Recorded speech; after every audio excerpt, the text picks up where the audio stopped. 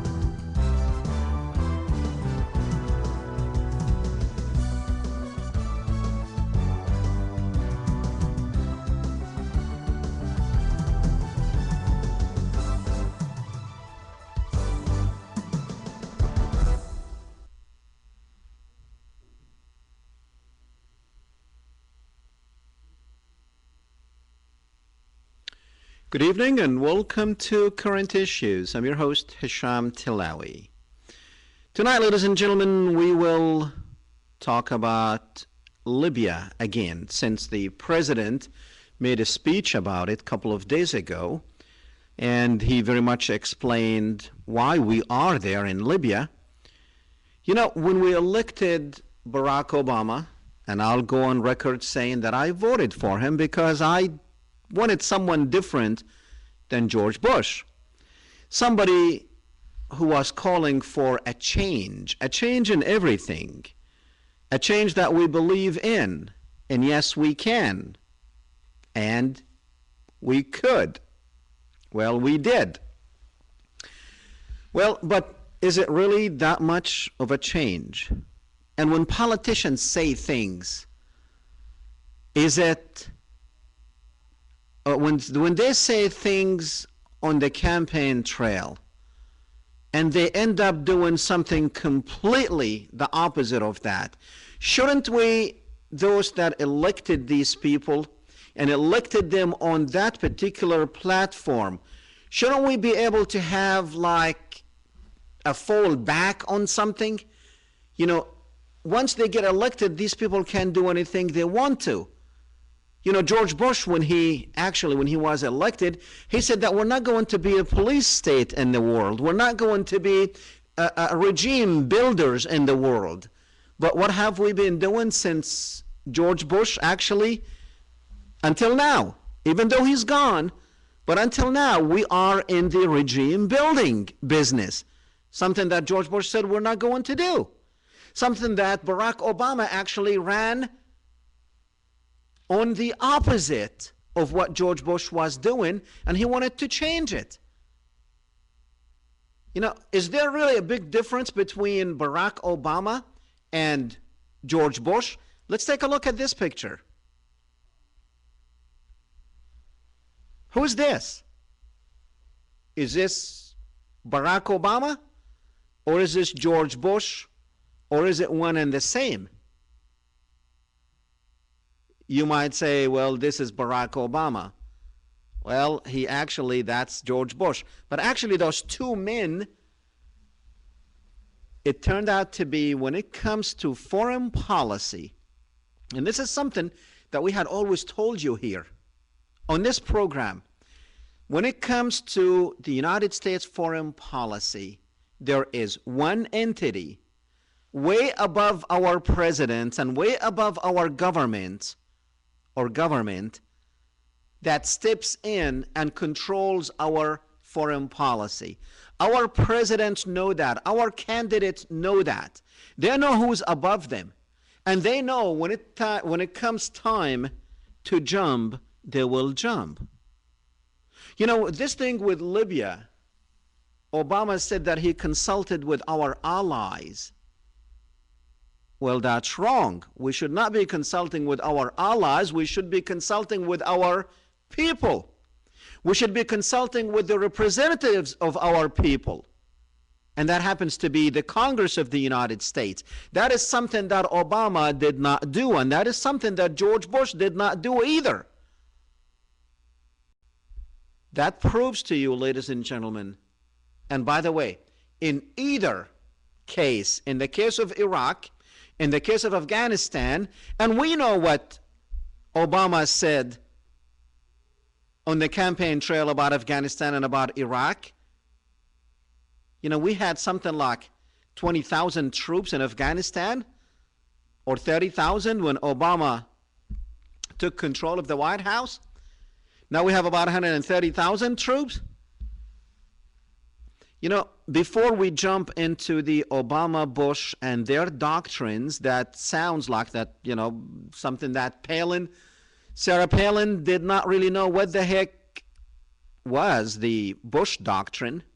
Well, the Bush doctrine was that we are going to go before somebody, if we know that somebody is thinking, or if we think that someone is thinking about harming us, we're going to go and take them out. If we think, not if they have done anything, you know, just like in the case of Iraq. You know, Iraq, they lied to us, and he knows, you know, this guy, George Bush, he has $1 billion a year agency to tell him what's going on in there, and they told him there's no weapons of mass destruction.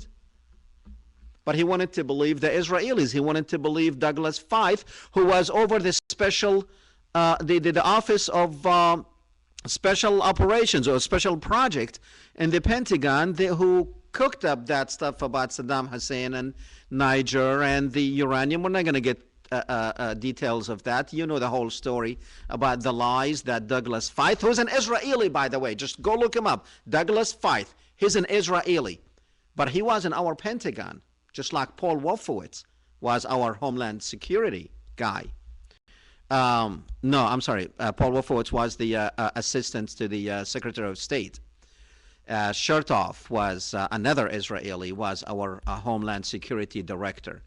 Go see about those people, and you will know exactly what we're talking about. Now, they're gone. They're gone. They're not here. But the policy and the doctrine, it doesn't matter if it's a Republican or if it's a Democrat in the White House.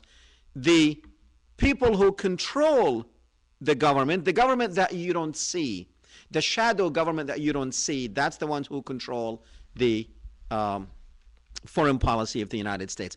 But before we jump into that, I just wanted to kind of take a break here from Libya and Bush and Obama, and actually go into the Holy Land with a video, an interview with a couple of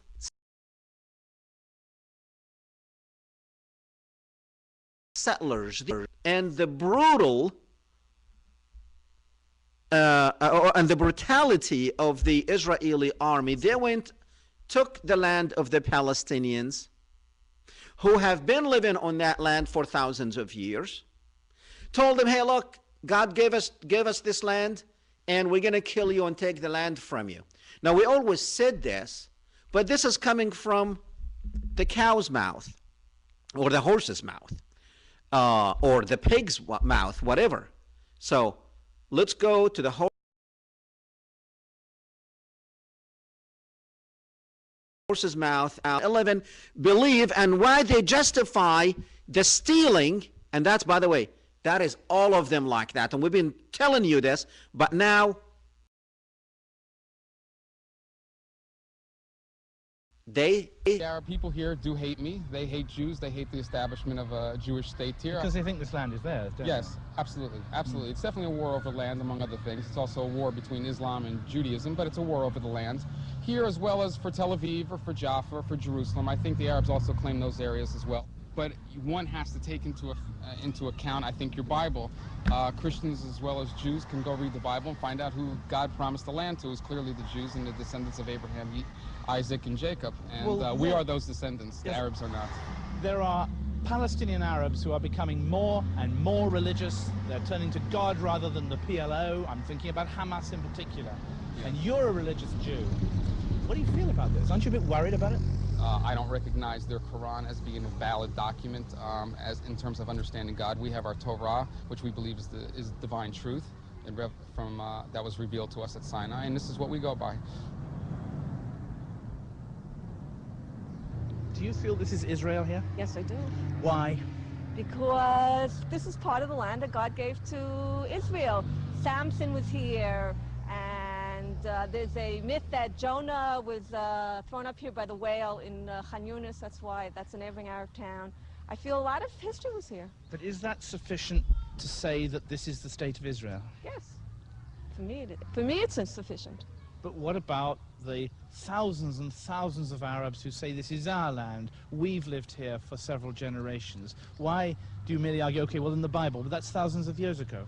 The whole reason why the state of Israel was given to the Jewish people in 1948 was because of our biblical claim. It had nothing to do with how many years anyone had lived anywhere. The only claim that the Jews have on this land, that the Israeli people have, is the Bible. And if we don't believe the Bible and the board, then we really have nothing to back our claim. Well, because God gave it to them. Because God gave it to them 2,000 years ago. In reality, ladies and gentlemen, when you saw that the Israeli, the first guy, when he talked, he said, oh, we are the descendants. You know, number one, these people have lived on the land for 2,000 years. The Arabs, the Palestinians, they lived on the land for 2,000 years. These are the same people who at one time, and by the way, you know, Jews were not the only people living on the land in Palestine. There were many other, and even the Bible, if you want to go with the Bible names about what, you know, many of the different groups that have lived on the land, and they continued to live on the land. Then you get the Europeans who convert to Judaism. You know, that guy was not the descendant of Abraham, I can tell you that. You know, Abraham was a Semite, and that guy does not look like a Semite to me. That guy looks like he came from Poland or something. But yet, because God, and he said he does not believe in their Quran, you know, talking about the Muslims. Now remember, the people who have lived on the land, they continued to live on the land. Some of them were Jews. Some of them, when Christianity came about, they became Christians. And some of them, when Islam came about, they converted to become Muslims. But they have lived on the land before even Abraham came over there. You know, Abraham was not the first man to enter Palestine. Many of Abraham's people actually migrated to Palestine before Abraham did. So now, because, and by the way, the Arabs, if you're going to see who are the descendants, who are the descendants of Abraham, it's not the Jews. Show me where it says, even if I want to go with the Bible or the Torah, where does it say that these are the Jews that are the descendants of Abraham? Well, I can tell you the Arabs are the descendants of Abraham. They are. No one, absolutely no one can dispute that fact. But that's 2,000 years ago. That's 2,000 years ago, and the only justification for these people to kill Palestinians and take over their land is because God promised it to them. You know, it just happened that Muslims do believe in the Torah, by the way, and they do believe in the Bible. See, Muslims believe, you know, Jews only believe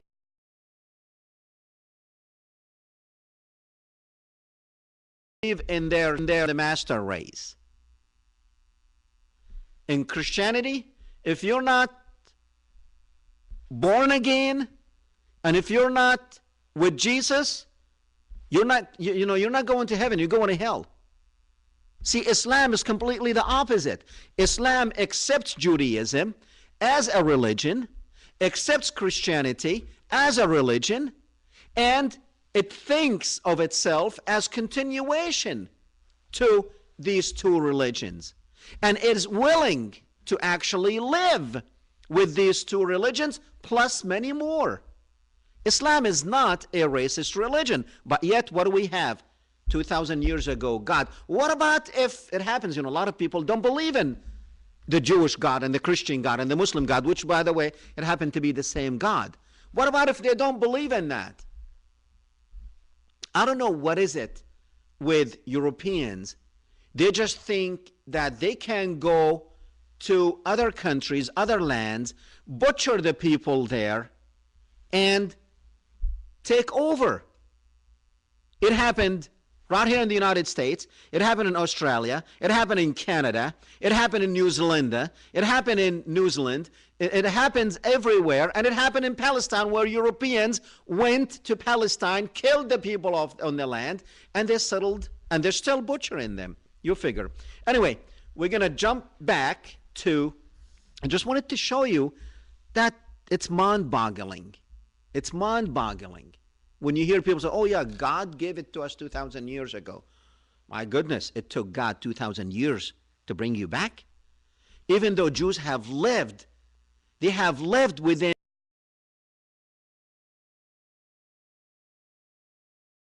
Arab, not the Ashkenazis who converted the European Jews.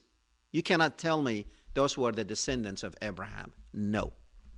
Okay, we're going to go back to Obama. You know, all we're doing here with Obama, can you bring me back to this camera, please? All we're doing with Obama is very much the same. Nothing changed. You know, it's just like taking one mask and putting the other mask on. That's basically what happened. You know, just like the picture.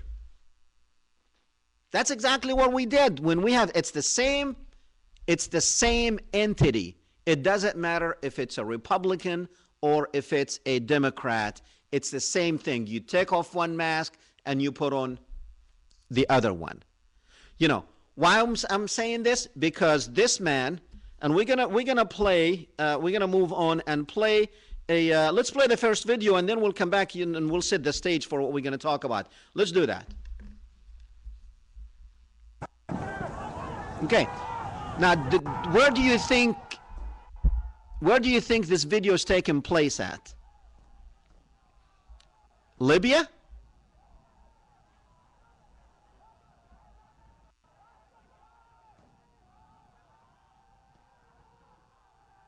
Okay. Where do you think that took place at? You might say Libya. You might say those policemen with guns actually shot a protester who did not have a gun. They shot him point blank right there. Very short distance between them. They could have kicked him, but they shot him. Where do you think that took place at? Not in Libya. That took place in Bahrain. That's another Arab country that is having problems. Now, why we're not seeing the United States government saying, oh, we need to do the right thing? That's what Obama said about Libya. That, oh, he's killing civilians. He's butchering his people. How? And yesterday, last week on the program, I have challenged anyone, bring me a video of Gaddafi butchering his own people. Bring it to me. Bring it to me. I have made a challenge to everybody. Show me. Where are these massacres that he's talking about? Where are the massacres that, you know, all I see, now, again, just like I do all the time, I am not pro any of these regimes in the Middle East. I have said this, but I guess I'll go and say it just in case if we have new people watching us. I hate those regimes in the Middle East, and I have been calling for their removals, period. I have been calling for the people to uprise against their rulers. But I wanted the people. I did not want somebody in the CIA agitating the situation and making these people go out there in the streets. So who's Gaddafi is actually fighting? Well, let's see who's Gaddafi is fighting. You know, these are not civilians. There's a civil war going on in Libya. You know, these people that you're going to see some pictures of right now, these are people with guns. These are people with weapons. You know, these are, they call them the revolution, the revolutionaries. That's what the United States went on the side of these people. And, you know, yesterday was the first time that you have our news media actually talked about CIA teams, that the president had signed a covert operations to send CIA teams to work with the rebels. No, we told you on this program a month ago. A month ago, we told you that CIA teams are on the ground working with the opposition, because at that time they were oppositions. They were not the revolutionaries. They were not the rebels. But right now, they are armed, and there are wars between them and the Gaddafi regime. Now, don't you think we should have had a discussion in Congress about this before we go and commit to bombing these people? Who's bombing? Who's killing? What is the difference between the United States and Gaddafi? What is the difference between Gaddafi and the rebels? What is the difference? It's everybody with guns shooting in a war that we got nothing to do with, just like the Iraq war. Well, somebody is pushing our buttons to go. Somebody's holding our hand and saying, here, pick up this gun and go shoot somebody. And that's exactly what we're doing without even consulting our own people. Let's see what Barack Obama actually, that was in Bahrain, what you saw. So why do we want to protect the people in Libya, where Gaddafi is fighting people with guns, but yet in Bahrain, people don't have guns. They're being killed by the regime, but yet, oh no, that's okay. That's a Gulf state area. We don't want to miss that relationship up. Oh yeah, then don't tell me about the goodness of your heart. Don't tell me because we are good people here in the United States and we're not going to stand by and watching a regime killing its own people. That's why we are in Libya. Well, why in the hell aren't we in Bahrain? If that's your reasoning, how come they don't show you what they show you in Bahrain? How come Anderson Cooper does not have people in Bahrain to stay on the phone crying because they're being butchered by their regime, just like they do in Libya? They're all in together, ladies and gentlemen. The media and the government, they are all in together because they're controlled by the same people. They are controlled by the same entity that you don't see. Yeah, sure, we go and elect the president, but the powers that be that decides who's going in, who's next. Let's play this and let's see what Obama thinks. Let's see what Obama actually thought about this before he became a warmongering president, just like George Bush. Let's play.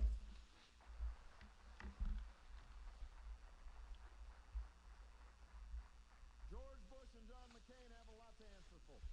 They've got to explain why we are now in our entering our sixth year of war in Iraq. We were supposed to be going over there for weapons of mass destruction that we never found. We were told that it was going to last a few months and cost a few $1 billion. We have now spent over $600 billion, thousands of lives lost, and we have not been made more safe. They're going to have to explain the fact that Osama bin Laden is still at large and is sending out videotapes with impunity. They need to answer for the fact that Al-Qaeda's leadership is stronger than ever because we took our eye off the ball in Afghanistan. They've got to answer for the fact that Iran is the greatest strategic beneficiary of our invasion in Iraq. It made Iran stronger, George Bush's policies. They're going to have to explain why Hamas now controls Gaza, Hamas that was strengthened because the United States insisted that we should have democratic elections in the Palestinian Authority. They're going to have to explain why it is that Iran is able to fund Hezbollah and poses the greatest threat to America and Israel and the Middle East in a generation. That's the Bush-McCain record on protecting this country. Those are the failed policies that John McCain wants to double down on because he still hasn't spelled out one substantial way in which he'd be different from George Bush when it comes to foreign policy. So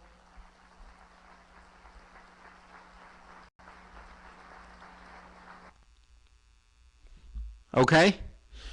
That's what he thought before he became president. That's what he was running on. He was saying the failed policies of George Bush. Well, if I look at it now, that was before he was elected president.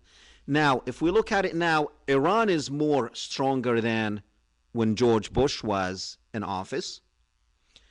We look and see that we are in too many wars than when George Bush was in office.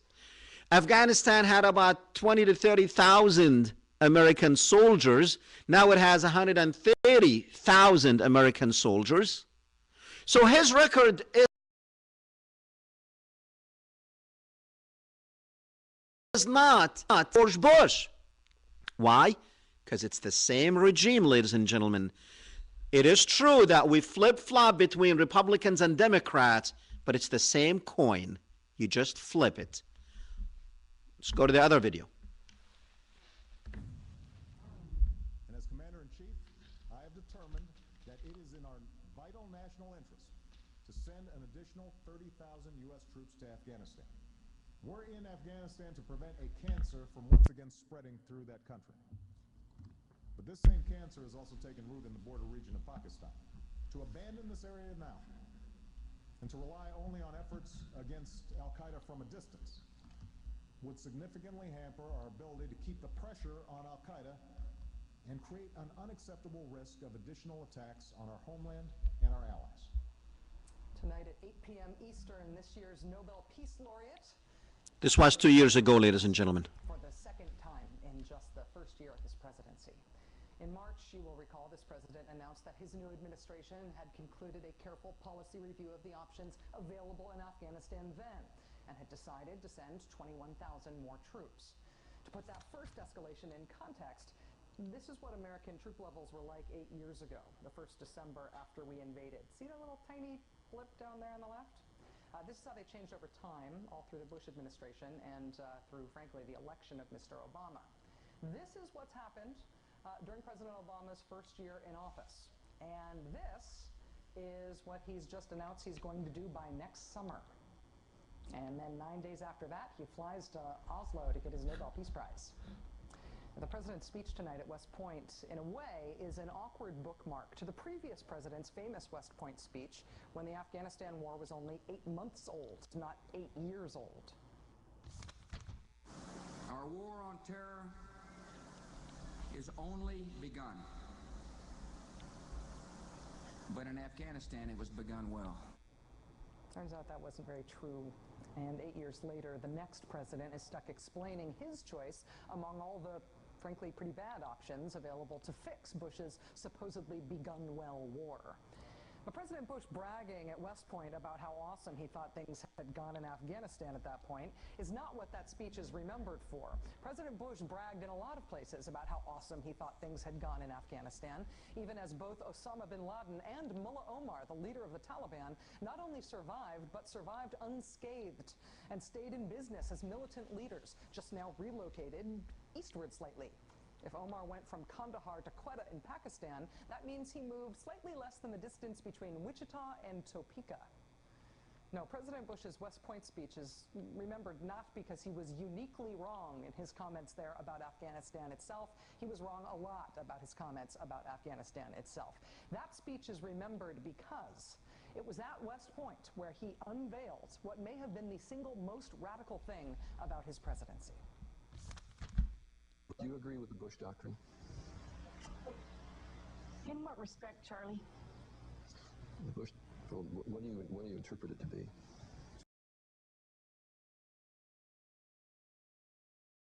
His worldview. Before the Iraq War?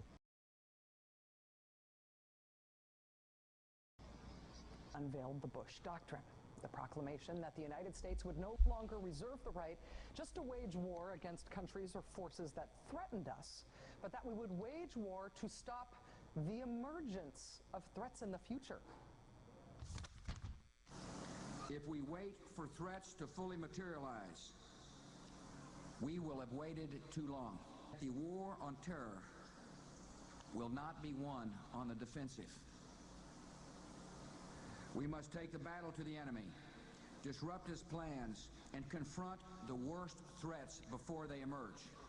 Before the Bush presidency, President Obama tonight explaining his second escalation of the war in Afghanistan, announcing that the 32,000 Americans who were in Afghanistan when he took office will become 100,000 by next year.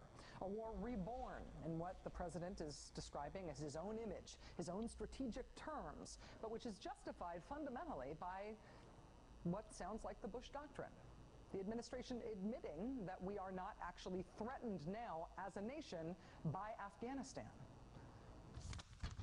Obviously, the good news that Americans should feel at least good about in Afghanistan is that the Al-Qaeda presence is very diminished. The maximum estimate is less than 100 operating in the country. No bases, no ability to launch attacks on either us or our allies. No ability to attack us or our allies. Afghanistan poses no threat to us. And yet, our war there is being doubled and tripled in size. Why? It's because we think there might be a threat from Afghanistan in the future, if a safe haven for terrorism there reemerges in the future. In other words, if we wait for threats to fully materialize, we will have waited too long.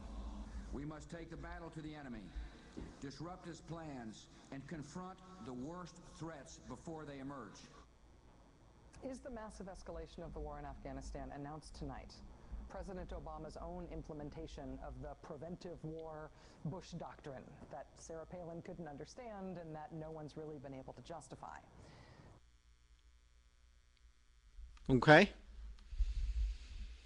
So, is there really a difference between George Bush and the dove, Barack Obama? Change that we can believe in? Is there really a change? Was there any harm coming to us? Any danger coming to us from Iraq? No.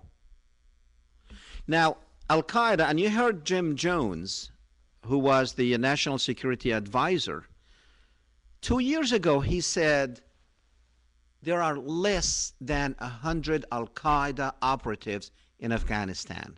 Now, we said we're going to go to Afghanistan to clean it up from Al-Qaeda. And we have 130,000 troops over there right now. 130,000 troops. That's not counting the support personnel that takes to actually support personnel. You need probably double that number. For what? What is the danger? What is the danger? Where is this war on terror? Was Libya danger in any way threaten the United States? Did Gaddafi threaten to harm American citizens? Did he threaten to invade the United States? You know, it was a very bad doctrine, the Bush Doctrine. That is not a doctrine just because you think, and before those threats would even emerge, you're going to go and kill people before the threat even emerges. Now, if it does not emerge, that means it's not there. What are we doing in Libya? What are we doing in Libya? Was there any threat? No. Was there any threat even thinking? Was Gaddafi even thinking of any? No, it was not. Oh, we went there to protect the civilians. Sure, they can't find anything, so they play on your emotions and say, we have to go protect the civilians. Well, I'll tell you what, let's continue with the videos.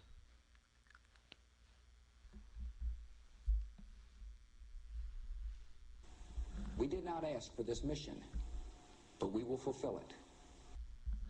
The United States did not seek this outcome. Your mission is defined. Your objectives are clear. Your goal is just. Our goal is focused, our cause is just, and our coalition is strong. Well, same speech. Same speech. No difference. Oh, we didn't ask for this. Oh, really? We didn't ask for Libya? Did Libya ask for us? Same thing, what George Bush said. Oh, we have a coalition. Really? Same thing. It's the same power that is controlling our president that is speaking. Our president is just coming on the screen just to show us his face. He's not the one talking. 3 teleprompters were there a couple of days ago for Obama to deliver their speech to us. Not his speech, their speech. The same speech that they had written for Bush. Now let's see. Let's go and play. Let's see what he said in that speech, and let's justify what he did. Or let's, as Americans, justify going and killing other people. Let's do it. You know, men, the president stood before an oddly silent audience and spoke to 3 teleprompters as well as to millions of tired, poor, huddled masses yearning to breathe free, not to mention several viewers outside of the United States. Near the end of his oratory, he really soared like a predator drone. Listen. I've made it clear that I will never hesitate to use our military swiftly, decisively, and unilaterally when necessary to defend our people, our homeland, our allies, and our core interests. Born as we are, out of a revolution by those who longed to be free, we welcome the fact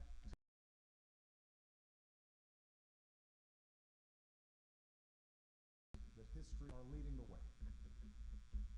Because wherever people long to be free, they will find a friend in the United States. But let us also remember that for generations we have done the hard work of protecting. Okay. Hold on. Just pause that for a second. Okay. So now the United States is looking for people who want to be free, people who long to be free. Freedom is on the march. For 62 years, the Palestinians have been killed, oppressed, kicked out of their homes, massacred. You're lying. You are lying, Mr. President. You are lying, but you have to put it in a nice frame so the American people can go along with your murderers. With your murderers.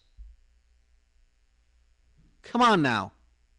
You want to help people who want to be free? Yeah, you got the Palestinian people that once, that you used to, you, Mr. President, you used to support Chicago. You supported the Palestinian people. You used to be on their side. You used to go into their demonstrations and demonstrate with them. Yeah, you want to help people who want to be free? History is on the move. What about the guy in Bahrain that was shot at close range? That's not people who want to be free. And you will not hesitate to choose force swiftly and decisively when our people are threatened, going out there and threatening people in their homes. That's what we're doing. Continue. We know that our own future is safer, our own future is brighter, if more of mankind can live with the bright light of freedom and dignity.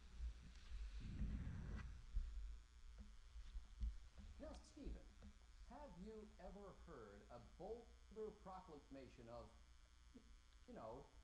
the Bush Doctrine? Yeah, I heard it from George W. Bush about 8 years ago. The Obama Doctrine sounds an awful lot like the Bush Doctrine. The biggest apparent difference is the one that it starts with a big O, so even liberals can love it. But it is not the Bush Doctrine. This thing is all wrapped up in Samantha Powers and her responsibility to protect theory. And what R2P is, as they like to call it, it's not a droid from Star Wars. What it does is it puts American soldiers in harm's way to protect anybody who can curry favor in the United Nations. when it is not about is defending America's vital interests. But 8 years ago, I thought it would be radical. I thought maybe we should have landed 3 or 4 divisions on the Syrian coast, fought our way to Damascus, then to Baghdad, then to Tehran, gotten back on our ships in the Persian Gulf and said, and don't make us come back here. And we would have been spared an awful lot of grief. Can you see the Obama doctrine doing anything like that? Well, Bill President, you heard the president. We're fearless. We're ready to lead, standing with the oppressed, because we know a free planet is a safer planet. Isn't that just the kind of red meat that patriots have longed to hear from this president? Yeah, but patriots don't believe it. I don't believe it. You don't believe it. Nobody believes it. When he talks about, well, I will not hesitate to use America's armed forces immediately and strongly. He did exactly that. He exactly did hesitate to use America's armed forces as long as he could.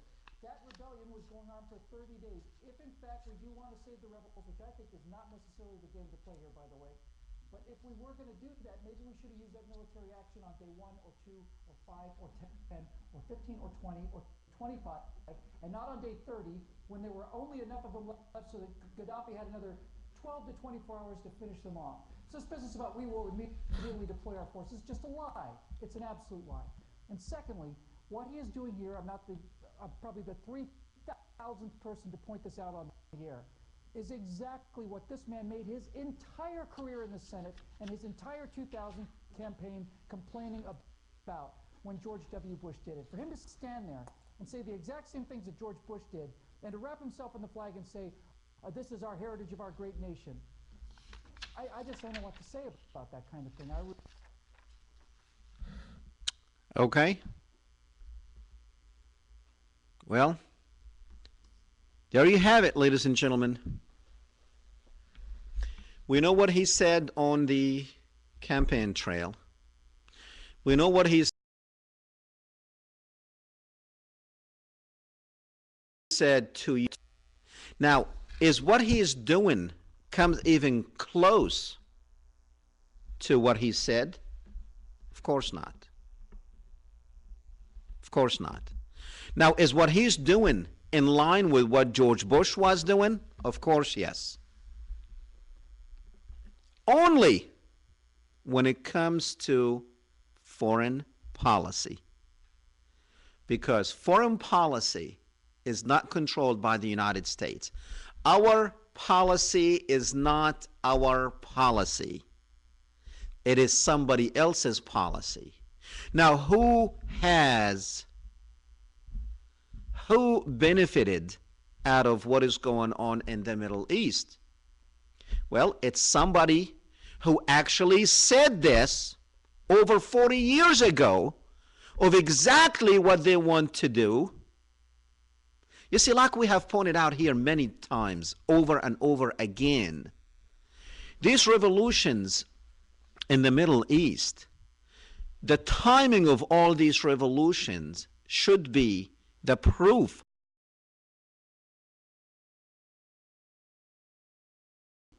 that all along somebody else who wanted to do this, and that somebody else talked about it. Israel have talked about this.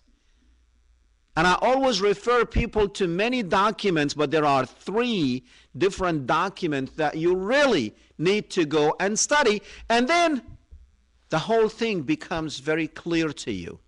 Now, after you study those 3 documents, come back to me and tell me if you still don't understand it. Then maybe we can give you some more help and some more pointers in understanding what is happening. No one out there can tell me that there is a benefit for us in Libya. You want to talk about oil? We did not have a problem getting Gaddafi's oil, period. Period. We were getting as much oil from Libya as we want. As it was the same case that we went to Iraq, it was not for oil, because we were getting Saddam's oil even when he was under siege. Even when he was under embargo, we were still getting his oil. So don't tell me that we went there to protect our oil interest. We did not. What we are doing, and anyone who is an observant on what is happening in Libya, understand that they are working on having one part of the country controlled by the rebels, another part of the country controlled by Gaddafi. The division of Libya. Now they know and they understand that the opposition, that opposition will not be able to rule. It's divided. And there are probably more people on this side than they have on the side of the oppositions. Civil war, division of the country. And that's exactly what the Zionist plan for the Middle East called for. Go read it. Read that plan first. The Zionist plan for the Middle East. Also, it is also known as Strategies for Israel in the 1980s. Go see it. So write that one down. Strategies of Israel in the 1980s. And it's the same thing also as the Zionist plan for the Middle East. Read that one. And once you finish reading that one, then read the second document that I'm going to give you. It's called Clean Break. Just Clean Break. Put that in your search engine and search it. Read that one after you read the Zionist plan for the Middle East. And once you finish with the Clean Break document, which is Strategy for Securing the Realm, that was written in, and many others back ones that we came to know them as the neocons. Not when they wrote that document back in 1996, but when George Bush became the President of the United States. That is the George Bush, the Son, and the Holy Ghost. So now when you, not the Father, so now when you read that Clean Break, Strategy for Securing the Realm, you will understand why these same people who wrote that document became in policy. They tried to pass that through in 1996, but the president at that time was Clinton. Bill Clinton refused to go along with their doctrine. Netanyahu was the prime minister of Israel. So they could not pass it through in 1996, but they did when George Bush became the president, and they put these same people within the George Bush administrations. They talked about that. They talked about that. They said, we don't care who the president is, but we are going to supply the president with our advisors, those advisors who will work with him, those advisors that we have groomed to govern in the shadows of the president. And that's exactly what they said, and that's exactly what they did. They said you can't have the president to be from among the people, the corrupt people. But we are going to supply our own advisors who will actually be making the policy and the decisions. That's why they supplied George Bush with Paul Wolfowitz, Douglas Feith, and Richard Pearl. Richard Pearl, the same Richard Pearl that on September 12, 2001, was at the Oval Office early in the morning telling the president that he must attack Iraq. That was September 12, 2001.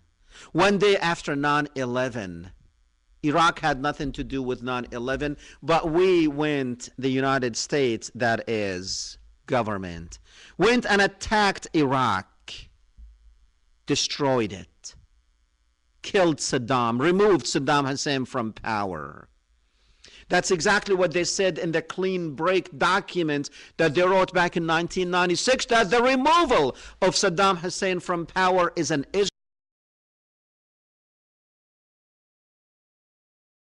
Israeli. They wrote that back in 1996, and they came in 2003 to execute what they wrote, to make room for the Zionist plan for the Middle East and to make room for the supremacy of Israel. But Israel could not be a supreme power if you have all these Arab countries around it, and they are, even though they are divided, but the people of those countries are not divided. Even though the governments were divided, but the people were not divided. The people around them in all of these 22 Arab countries thought of themselves as one people. So how can we make the Arab world look like Latin America, where you have separate countries, even though at one time they used to speak the same language and the same religion, but now they think of themselves totally different from the other guy next door, with no connection, none whatsoever. So how can we do that to the Arabs? The Latinization of the Arab world. That's exactly what you are witnessing now. You are witnessing the division of these Arab countries into religious sectors, into ethnic sectors. They are fueling the sectarian war. That's exactly what they said, by the way. Go read the Zionist plan for the Middle East, you will see that. And then they wrote one for us. It's called Project for the New American Century. Go read that one. That's the third document that I promised you I will give you. 3 documents: the Zionist plan for the Middle East, the Clean Break document, and the Project for a New American Century. You will see where George Bush doctrine came from. The preemptive strike, the unilateral moves to go and destroy countries. You will see where all these doctrines came from. Nowhere except the Zionists, who were in control of our country and who are still and remain in control of our country, our lives, our money, and our media. Why are you seeing on TV, why are you seeing the war in Libya being covered as a butcher wanting to kill his own people? Why? Do you really believe? Even though I'm not taking his side, he can go to hell as far as I'm concerned. Okay? But you're not seeing the truth. You're not seeing what is happening. Who benefits out of all this? It's the same entity that benefited out of Iraq. It's not the United States. It is not the United States that benefited out of Iraq, but who cares? These people don't care what happens to the United States. These people don't care if the United States go to hell. They don't care. They want to do one thing and one thing only. They want to control the world out of Jerusalem. That's what they want to do. They want to control the world out of Jerusalem, and you know what? Don't tell me that they are not. Because everyone who wants to be something in this country, before he even goes to become, before he even announces his candidacy for either Congress, Senate, or any, they go to Jerusalem. Sarah Palin was there a couple of weeks ago. She was there 2 weeks ago to see her chances, if she stands a chance of actually running, becoming a candidate. They have to go to Israel. They have to go to Jerusalem. Why? Everybody has to go to Jerusalem. Obama did, Clinton did, McCain did, both Clintons did, George Bush did. Everybody who wants to be somebody in the United States has to go and get the blessings from Jerusalem. You want to tell me I'm wrong? You want to tell me I don't know what I'm talking about? For 10 years we've been telling you this. For 10 years we have told you what they're going to do in the Arab world. For 10 years we told you they are going to play on these fault lines within the Arab world because they identified those fault lines in every country and they said, we can do this, and do this. We told you that. We have been telling you this 10 years, for 10 years. You know what? The Arabs don't even know it. Arab leaders don't even know this. When you tell them, hey, look, this is a conspiracy. This is not. They tell you, you're crazy. These are revolutions by the Arab people because they are oppressed. Yes, they are oppressed. And yes, every Arab country was suitable. They was boiling at the surface, and all they had to do is agitate the surface and the Arab people will revolt. And yes, it is true, people who want freedom on the streets. But who's using them? Who's using their plight? Who's prostituting their plight? Who's prostituting this country? It's these masked men that you look at every day of your life. It's the TV that you are looking at. Anyway, that's all we have for you tonight. But, you know, Amr has been missing, I guess, to tell you good night. So tonight he is ready and he's going to tell you good night. You know, we missed him the last 3 times. So come on, come closer, come closer. There you go. All right. Here he is, and he is going to tell you good night, and we will see you next Thursday. Next Thursday. And look at the camera and tell them good night. All right, ladies and gentlemen, we will see you next week, same place, same time.